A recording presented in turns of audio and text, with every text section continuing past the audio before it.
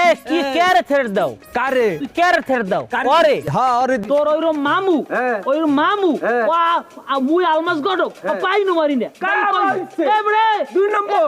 এবড়ে তুই কথা গলা না ভাই কথা আরে বেটা। এবড়ে তোকে বাড়ির ওর বহুত ক্ষমতালা মানু বহুত আইসিআর গেছে তুই তোর মামুরে কই দিস যে তোর নান মামু আলমাস গডক ও পাইনি মারে না আর তো তোর লবুই না লগে তোর বউ মাই ফেলা আছে না আবার একদিন তুই কি ডরাইছো আমি আসি না রে কি দাও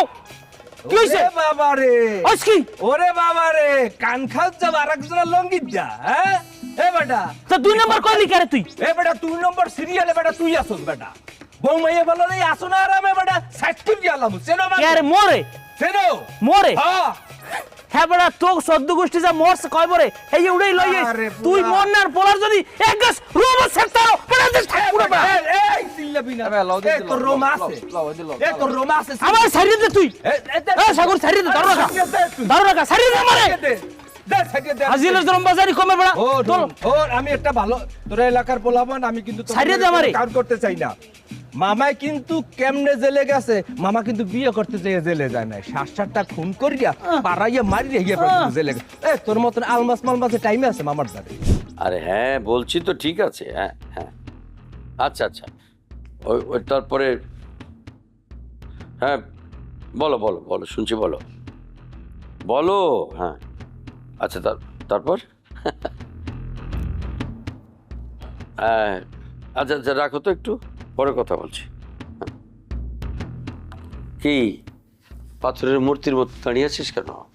বলছি চাটা রেখে চলে যা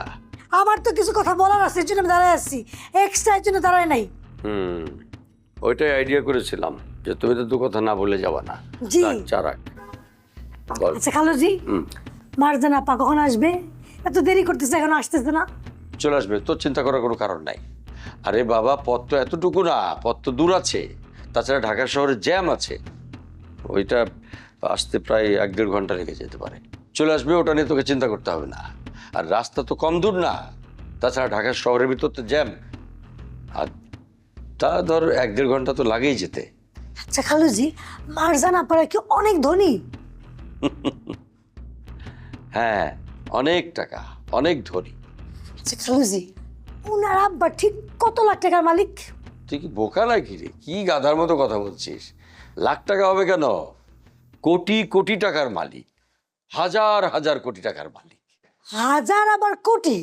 এটার মানে এটা কি আমি বুঝলাম না ঠিক আমি তো নিজেই 1000 টাকার মালিক হাজার কোটি টাকা হচ্ছে আচ্ছা যাক তুই কি 1000 টাকা নোট চিনিস চিনবো না কেন আজকে যে বাচ্চা জন্মগ্রহণ করছে সেও 1000 টাকা নোট